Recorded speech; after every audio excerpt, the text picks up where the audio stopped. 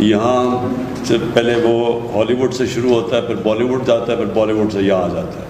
ایک third hand culture promote ہو رہا ہے۔ میں اس لیے چاہتا ہوں کہ کوئی پتہ تو چلے ہمارے بچوں کو، نوجوانوں کو، کہ فرق کیا ہمارے میں، کہ ہمارا بھی ایک کلچر ہے، تو اس میں بھی رومانس ہے، اس میں بھی تاریخ کا حصہ ہے، لیکن اس کے اندر اپنی اسلام کے ویلیوز دکھائے گئے ہیں۔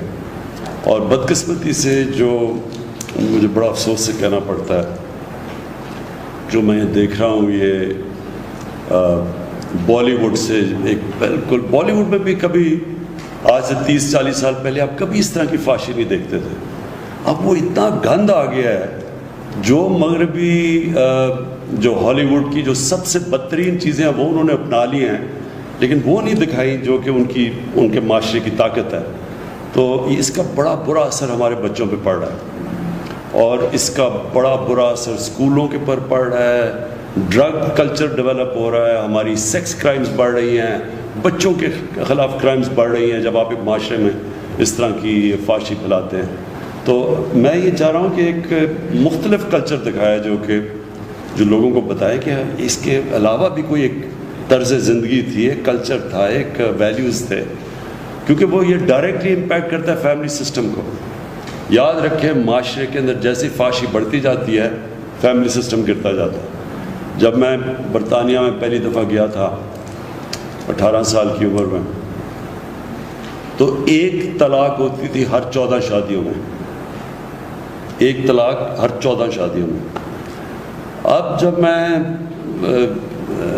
پچھلے 8-10 سالوں میں ہر 10 شادیوں میں 6 یا 7 اب طلاق ہو جاتی ہیں۔ تو یہ ڈائریکٹ امپیکٹ ہے کہ جیسے جیسے یہ فحاشی بڑھتی گئی، وہ ڈائریکٹ پریشر پڑا فیملی سسٹم پہ۔ اور اسلام کا سارا کلچر ہی یہ ہے کہ وہ پروٹیکٹ کرتا تھا فیملی سسٹم۔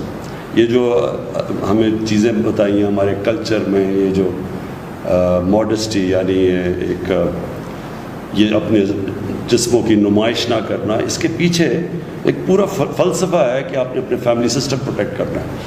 تو ہمارا انڈیا میں آپ دیکھ رہے ہیں ان کی جو مغربی ایلیٹ ہے، اس کے اندر فیملی سسٹم بھی ٹوٹتا جا رہا ہے جیسے مغرب میں۔